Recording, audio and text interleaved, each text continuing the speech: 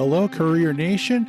Welcome to the Deliver on Your Business podcast, where you are the boss. Each week, we talk about how to make the most of your business as an independent contractor, as a courier delivering for gig economy apps like Grubhub, DoorDash, Postmates, Uber Eats, and so many others.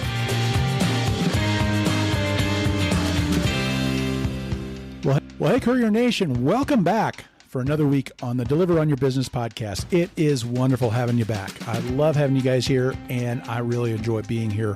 Looking forward to another week on the podcast. Well, kind of, sort of. Guys, I got to be honest with you here. I am so burnt out on politics that I've been a little hesitant about doing this episode because it's just talking about the results of the election from last week. And like I said, I'm kind of fed up with all the politics, and mostly probably has more to do with all the other crap around the politics and the way everybody's been treating each other over all of this. And I'm so done with it, But I do think, there's a couple of significant things that have happened now, and they will have an impact on us. And so that's what I want to talk about today. One of the big things is Prop 22 in California. I think there's a lot of contractors in California that probably don't even realize how close they came to no longer being able to earn their money. And I'm still not sure exactly how things are going to shake out, even now that Prop 22 has passed. But that's the thing that just points out how tenuous our ability to earn can be. And it's something you've got to be aware of. And the problem is, as independent contractors, if something happens that we can't go out and deliver anymore, what do? You've got no safety net, right? And so this is the reason that I kind of do this sponsored arrangement with Cover.ai, is because this is something that does provide a safety net for you. Cover is an income protection. They call themselves a benefit company for independent contractors, but their main thing is income protection for contractors with DoorDash and Grubhub and Uber Eats and Lyft and all of these different companies, so that if something drastic happens, you get deactivated, you get into a car accident, you get hospitalized, and you can't go out and earn, that they'll provide up to 80% up to whatever period of time you've got for whatever policy you choose to get with them, that they will replace that lost income. And that's huge for a lot of people. If you rely heavily at all on your income, this is a big deal. And here's the other big thing that they've got going on, that if you are deactivated, you didn't do anything wrong, but something happened, customer lied, they said you didn't deliver, DoorDash, Uber Eats, whoever, they believe you, or whatever happens there. They've got an arrangement with Legal Rideshare where they'll actually have the attorneys there put together a letter on your behalf to appeal this. And it's just like it's an extra voice. There's not a guarantee with that, but it's an extra voice that you don't have otherwise. And so they've got plans from $7 to $49 a month. And in fact, if you use my referral link on this, they'll give you the first month for no extra cost. So I really recommend go check them out. At least try them out for a month. And then if you decide, you know what, I don't need it, that's fine. You can move on, but go check them out, try them out. Cover.ai. If you go to entrecourier.com/cover, cover is spelled with a K, K-O-V-E-R, entrecourier.com/cover, or go to the link that I've got in the show notes or on the associated blog page that I put with this post, which is at entrecourier.com/97, because we're on episode 97, folks. Go check them out. I think it's one of the best things you can do for yourself as an independent contractor in the gig economy. On to today's topic. Maybe I should go get one of those sound effects boards or something like that. So when I make a change like that, get a little trumpet. That's about as good as I could do anyway. But anyway, here's the question for today. How did those election results affect us from last week? It's been a week. The dust is settling. It looks like Joe Biden will be the president. Who knows? There are challenges, all this stuff, and who knows if maybe something doesn't change that. But I'm just going to go with it's looking an awful lot like Joe Biden will be our president. Prop 22 in California has passed. It looks like the Republicans I'm going to guess they're going to kind of keep a very slight lead in the Senate. If not a slight lead, it's going to be probably tied. And it's looking like the Democrats are going to keep the House of Representatives. So how does that impact us? How does that impact our ability to deliver? I'm going to spend a lot of time on Prop 22, just because that really got right down to the whole question of, can they use independent contractors or not in California? And I think there's a lot of repercussions to what's happened there nationwide. So I'll get into that first, and then I'll get into a little bit about how I think the presidential elections could make a difference here, and try and do it without getting so political. That at least not the kind of crap that's just put such a bad taste in my mouth over these past few months. And I'm so glad this election is over. And even if there were some things that happened that maybe I didn't want to happen, or things that happened that I did want to happen, my favorite thing about these elections right now is they are over with. Okay. First question, Prop 22. What's that going to mean to us? Prop 22 has passed. And on the surface, that means Uber, Lyft, Grubhub, DoorDash, all these companies can still use independent contractors in California. Now, understand, you've probably heard of all this, and I'm sure you know this already, but Prop 22 is a California law. It only affects independent contractor status in California. Just a quick history, if you're not familiar with Prop 22, last summer, the state of California, in 2019, state of California passed AB 5. It was a new law that was kind of meant to clarify when a business could use independent contractors, when they could use employees. And it was, frankly, I think, aimed at the gig economy. That was the main thing about it, because they keep writing exceptions to that law now for everybody else except for the gig economy. So they established a 3-part test as part of this. It's kind of like you have to pass all 3 tests in order to legally use independent contractors, because a lot of companies, you know, their whole reason, including, I believe, Uber, Lyft, Grubhub, DoorDash, all these companies, their whole purpose for using independent contractors is so they don't have to pay the extra costs of having employees. They don't want to pay the extra taxes. They don't want to pay the extra insurance. They don't want to pay for the extra management. It's expensive to have employees. It's less expensive to use contractors. So using a contractor is kind of an end around all of the obligations that go with an employee. And so because people are dodging it, they've got laws out there to say you can't use contractors in this or that situation. Well, AB 5 made it even just that much more strict. It basically put an end to the gig economy in California, to be honest. And it pretty much put an end to them being able to use contractors. It took several months. It went into effect the beginning of January of 2020. And it took several months, but finally time happened where the state sued Uber and Lyft and won. There were lawsuits in process against DoorDash and Instacart, as I understand. And it would have been just kind of a foregone conclusion that eventually everybody would have to either use employees or move out. And so that's what Prop 22 is all about, is exempting these companies from that law and saying app drivers could be independent contractors. And that's Prop 22 in a nutshell. That's the law that basically it overwrites AB 5. It exempts these gig companies from AB 5. And it adds some little definition about who could be claimed as an app-based driver. And now I'm going to tell you this, those protections would not have gone in there if these companies had their say about it. They didn't put those in there because they give a crap about us. They put those in there because that's the only way that they felt like they would be able to get Prop 22 to pass. And by the way, it passed. So all these app companies are free, right? There's no more problems for them, right? I don't think it's that easy, my friends. I think there's going to be some issues still. And even in California. Because here's the thing you got to remember. AB 5 is only a California law. It didn't apply to gig workers in other states. Now I'm talking about AB 5 there. So essentially, you know, what happens then, Prop 22 is the response to AB 5, and that too is only a California law. So it doesn't change any classifications as far as in any other states. But here's the other piece about that. It doesn't change the classifications as far as the federal government is concerned either.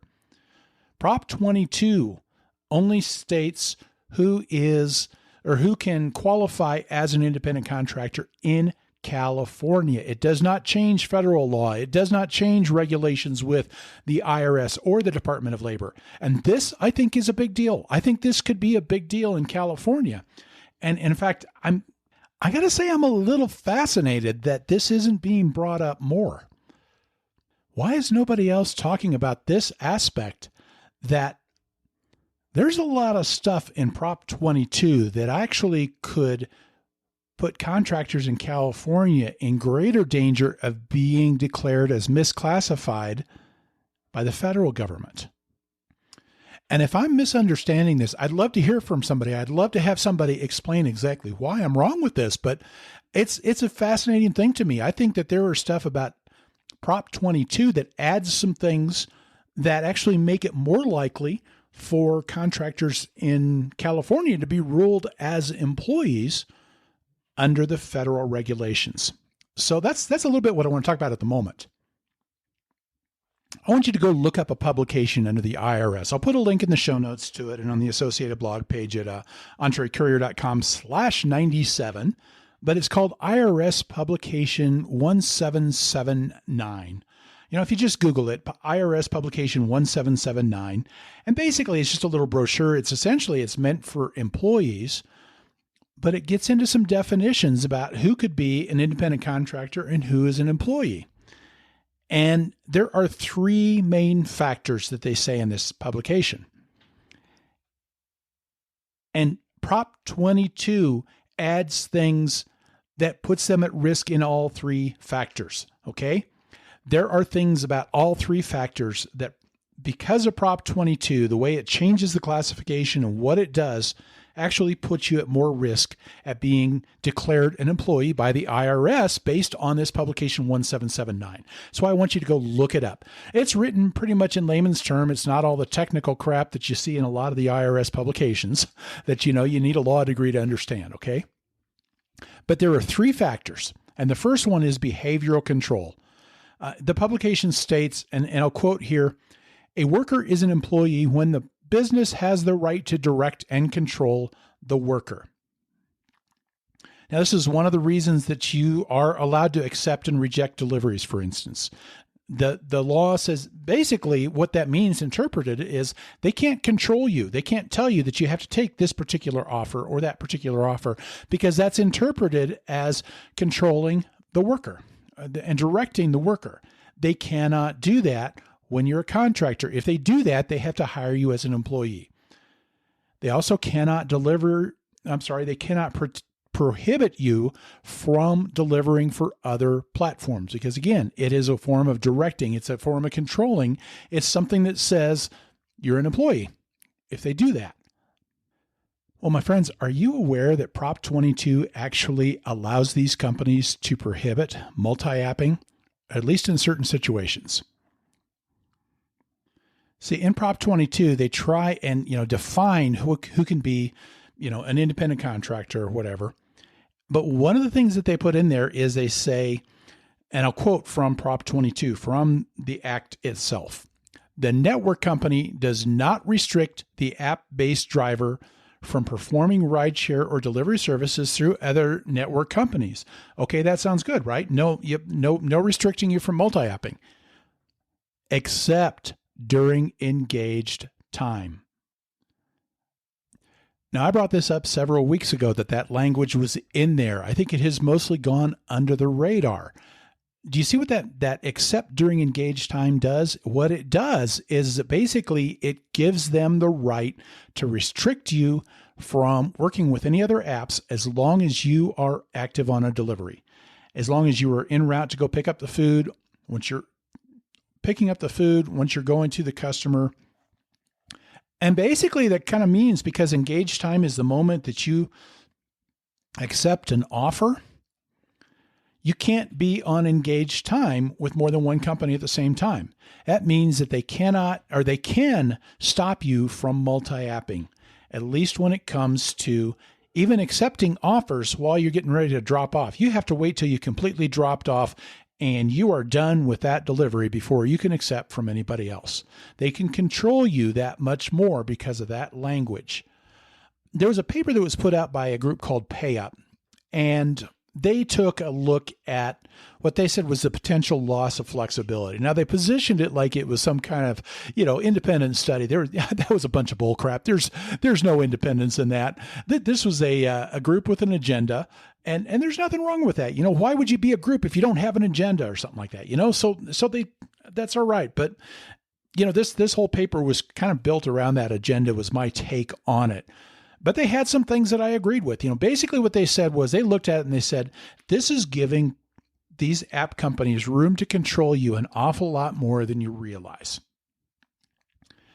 Now, I had said something in this same article where I brought up this thing about the language in there, that I had made the comment there that I was kind of concerned that with these 4 factors that they define as to who's an independent contractor, that the omission of other things could leave room for them to do a little bit more control. And so the example I think that I put in there is they said that you cannot require someone to accept a specific delivery. But there's nothing put in there that says they cannot require an acceptance rate. So it's by that omission that they leave room for more control. And that's kind of the approach that the group with PayUp had. Also, ultimately, I think their conclusions kind of came to the same thing, was that their lack of definition left room for a lot more control.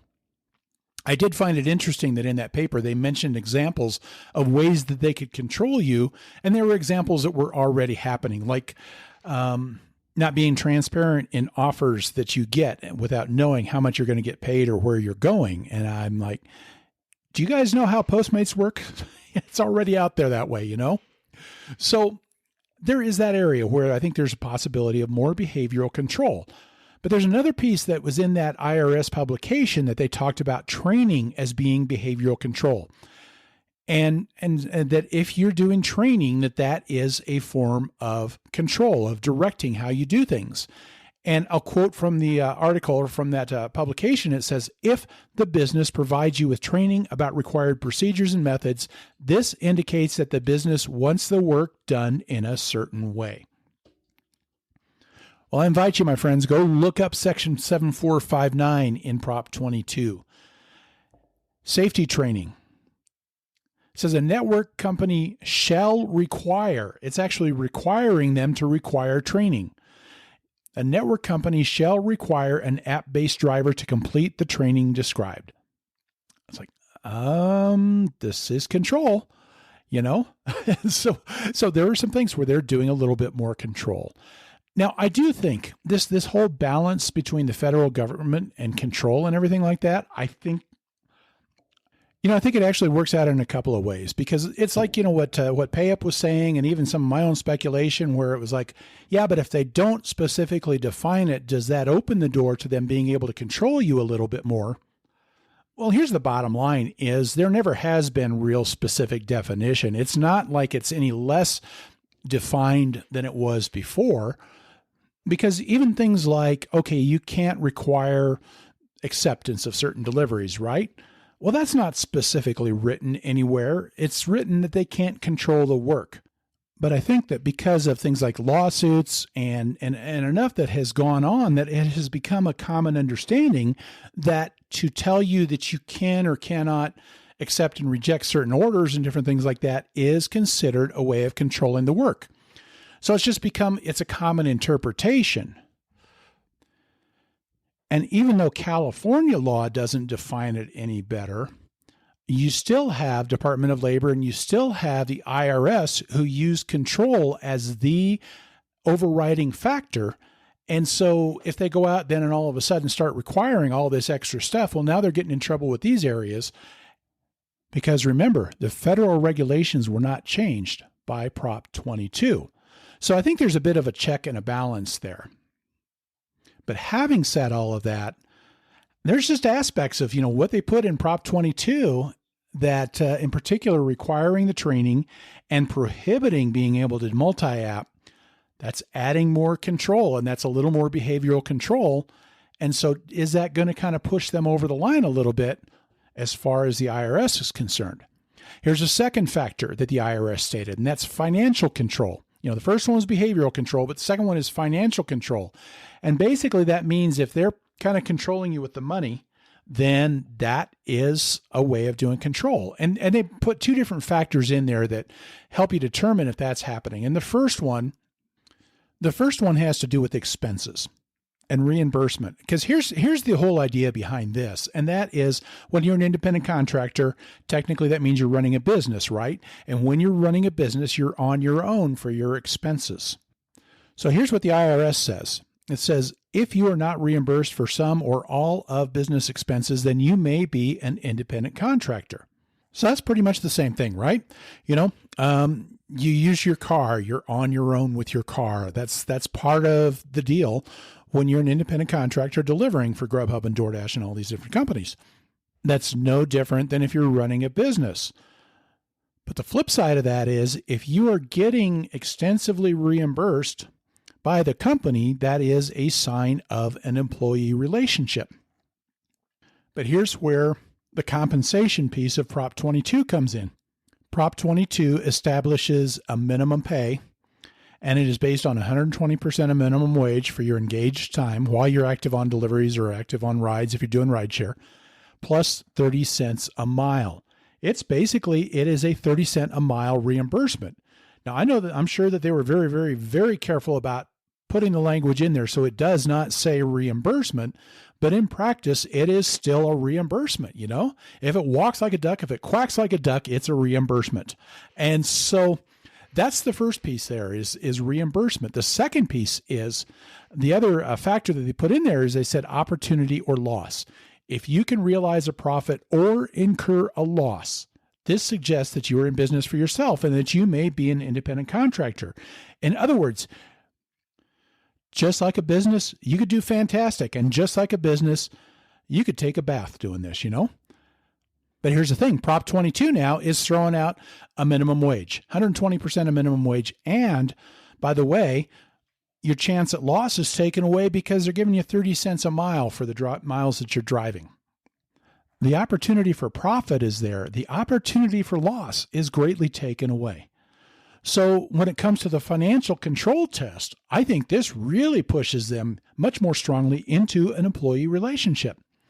The third factor, so there was behavioral control, financial control, and the third factor, according to the IRS, is relationship of the parties. And I'll quote from it. It says, employee benefits. If you receive benefits such as insurance, pension, or paid leave, this is an indication that you may be an employee. You got to read through that act because you go right to Article 4, and what is it titled? Benefits. Prop 22 has provisions in there for a healthcare subsidy and occupational accident insurance. They put benefits in there. If you receive benefits such as insurance, pension, or paid leave, this is an indication that you may be an employee. One more factor that pushes them over the line. So what does all this mean? Well, here's the thing. Go back to this thing. Prop 22 only changed California law. It only changed how the California government determines if you're a contractor or not. It does not change anything about the IRS. It does not change anything about the Department of Labor. So here's that main purpose for that publication 1779. And that is they put that out there for employees or for contractors. They put that out there because when somebody's getting ready to file their taxes and all of a sudden they've got to pay a whole lot more in taxes because they've got that self-employment tax, right? And the IRS put that publication out there for the contractor, really, who is coming up on tax time. And all of a sudden he's got this huge self-employment tax to pay. And he's starting to say, I don't really think that I'm a contractor. I'm not sure. Should I have to pay this self-employment tax?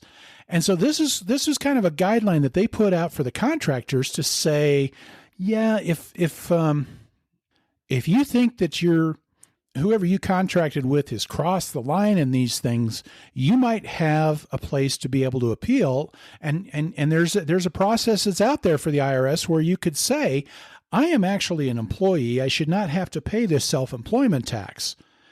And the difference that makes is that extra 7.5% tax that you've got to pay when you're self-employed, because as an employee, you've got your FICA taxes, the Social Security and Medicare that are 7.65%. of every dollar you earn. It starts from the beginning, right?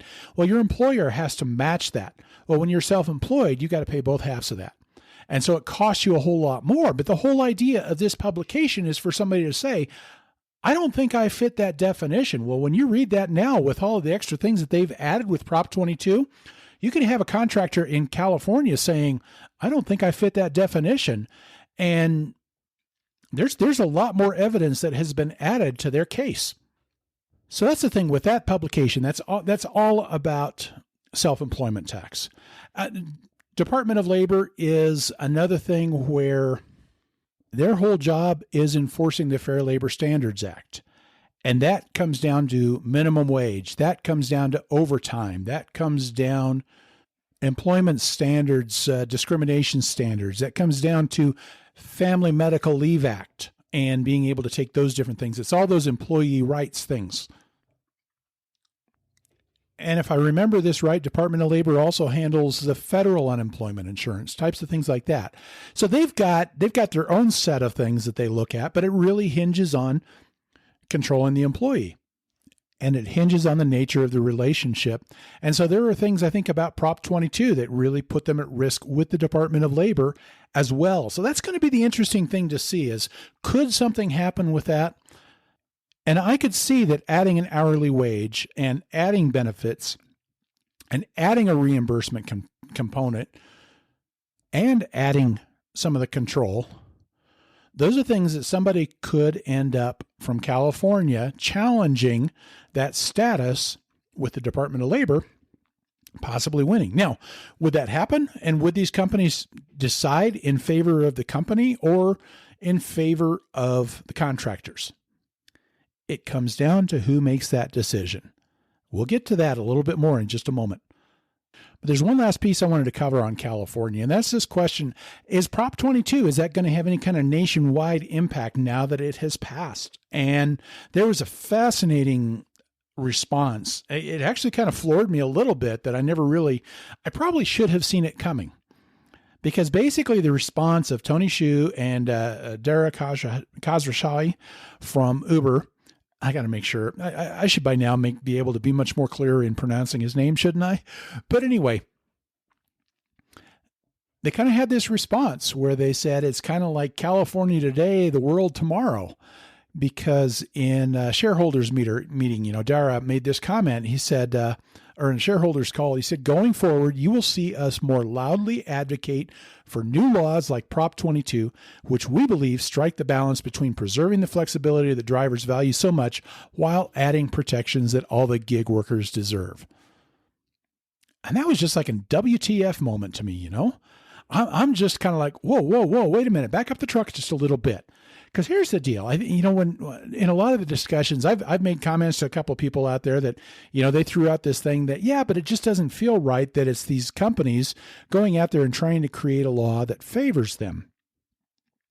And I would respond, well, I think I would feel the same way if it were a zero-sum type of thing. But here's the deal. You had a new law just introduced in AB 5. They didn't really have a chance to stop that just because the legislature was so tilted. You've got this supermajority in California that you're just not going to be able to stop something. Once they've made that decision, they're going forward with that law. And so their only option to do anything is to get a ballot measure. So in that regard, I was willing to give them a pass. But then all of a sudden you start throwing this crap out here that, oh, hey, we want to make this nationwide. And I'm like, oh, wait a minute, guys. AB 5 isn't nationwide. AB 5 was in California. Something's amiss here. And guys, there's this soapbox sitting in front of me that I want to jump up on top of it because you know what? When I read this kind of crap that says, balance between preserving the flexibility that drivers value so much while adding protections that all gig workers deserve, and I want to cry BS on all of that. And I'd say probably the real words there, but I'm trying to keep from, having to mark my podcast for profanity, But I'm sorry, but what a bunch of crap. You guys don't give a rat's ass about us as drivers. You don't care about the protections. You don't care about even the flexibility. None of those things would matter to you. And if you could get away with not providing any of that, you would get away with it. Because here's the thing, Dara, and Tony, and Bastian, and any of you guys, If you really believe that line of bull, then you wouldn't have waited till AB5 to provide those protections. You would not wait until you were forced by some law. And if you really believe that was important, you'd be providing it. You would not have to wait to make a law that favors you to be able to do that. So don't give me that crap. I told you I might jump on that soapbox. But that's kind of that line, isn't it, between this whole, I want to be an independent contractor, but these companies are scum. And that's why I said last week I wouldn't shed a tear if for some reason Prop 22 were to fail. I mean, I would, but it would be for the contractors who aren't able to work anymore. Those are the guys that are getting hurt. I wouldn't feel one bit bad about any of these companies because if that happened, they don't give a damn about us. And it just makes me mad when they use that kind of language to act like it's all about us, because it's a bunch of crap. Okay, I'm off the soapbox. At least I think so. But that brings up an interesting question. Why is it that Uber and everybody wants to take this nationwide? And I think there's two things here. Number one is, I think there's a piece where, okay, it can be an awful lot easier for them to go about their business if they just kind of have that certainty, you know? I think there's got to be, a certain amount of relief, and it makes it easier for them to kind of finally go about business without having that lingering question now in California. And now if they could just get that taken care of in New Jersey and Massachusetts and New York and anywhere, So I can understand it from that perspective. That part's maybe giving them a little bit of the benefit of the doubt, but they don't deserve a whole lot of benefit of doubt. And the other reason is Prop 22. It is something that is more in favor of the companies. I speculated once, I don't remember if it was on the podcast or if it was in an article. I couldn't find it real quick, but I do remember speculating, wondering if maybe, these gig companies were kind of sandbagging when AB5 was coming out because they wanted Prop 22 because it was going to be better for them. And it was kind of like, manipulating the system or something like that. But why would they want Prop 22 more than the status quo, right? Why would they want Prop 22 more than the status quo if they have to pay a minimum, if they have to do all this extra stuff? Because I think it gives them more control. I think that there are some reasons that they know that they can get away with more under Prop 22. That's my guess. So anyway, enough of Prop 22. I've gone probably long enough for an episode just by itself on Prop 22, but I do want to get into the presidential results here. How's the presidential results going to impact us? Because there's a piece of that Prop 22 that'll come back to this. We'll circle back here real quickly, I think. Right now, like I said, it looks like it's going to be Joe Biden. And is there anything that's going to be significantly different now if he is the president? And the biggest one I would tell you is Biden is definitely, he's a pro-labor. And Trump was pro-business, And Biden came out very strongly against Prop 22.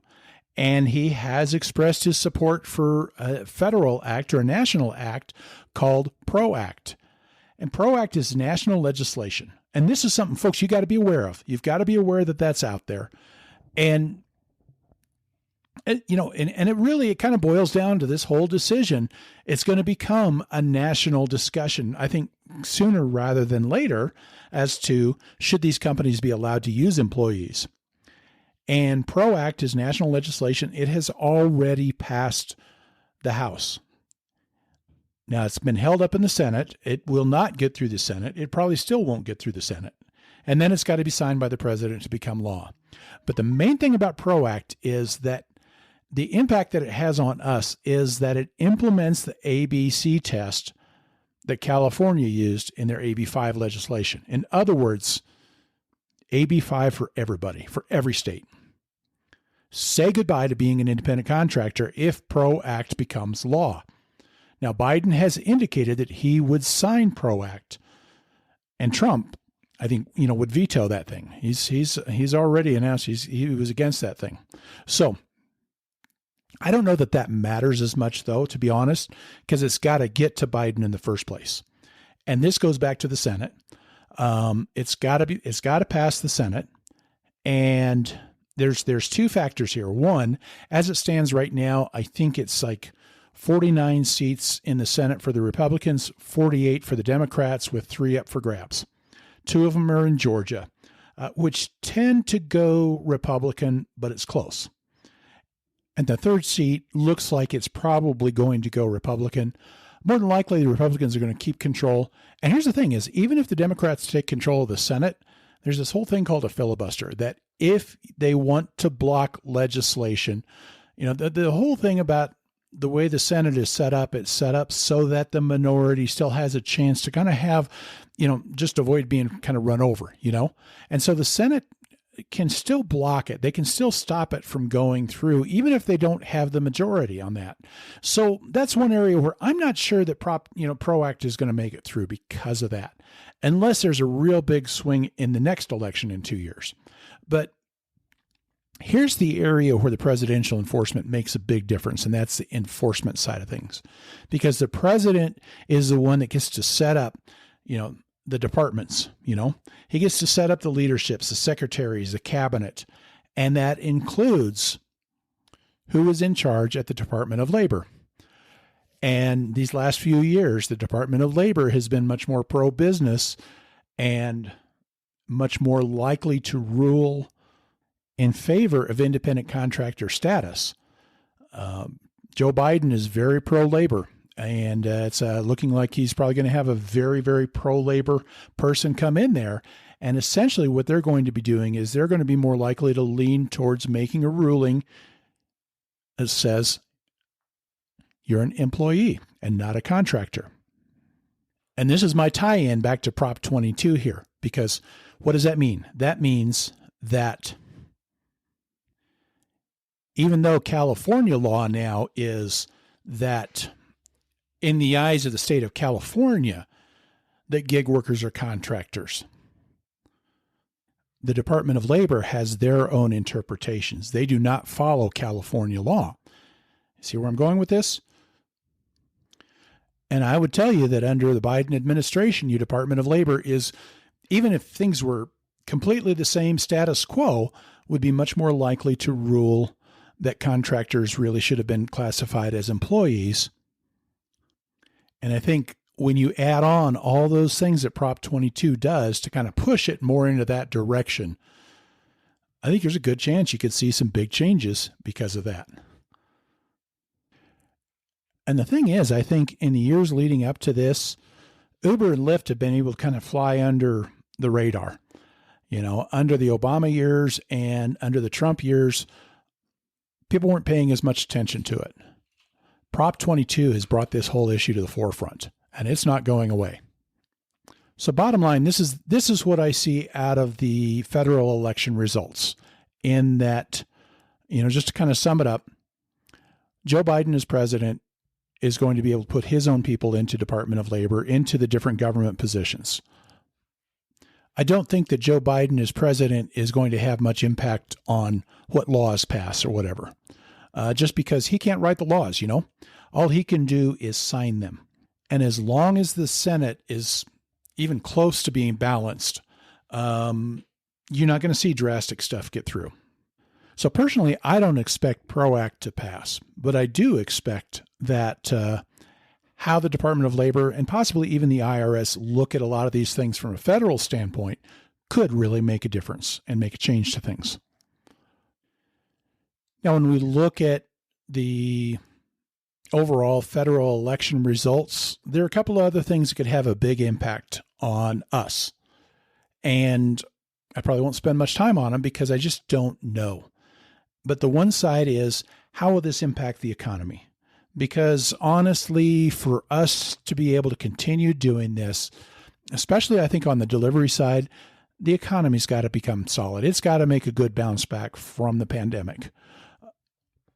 Because the reality is, much of this delivery thing, especially restaurant delivery, that is still more than anything a luxury item,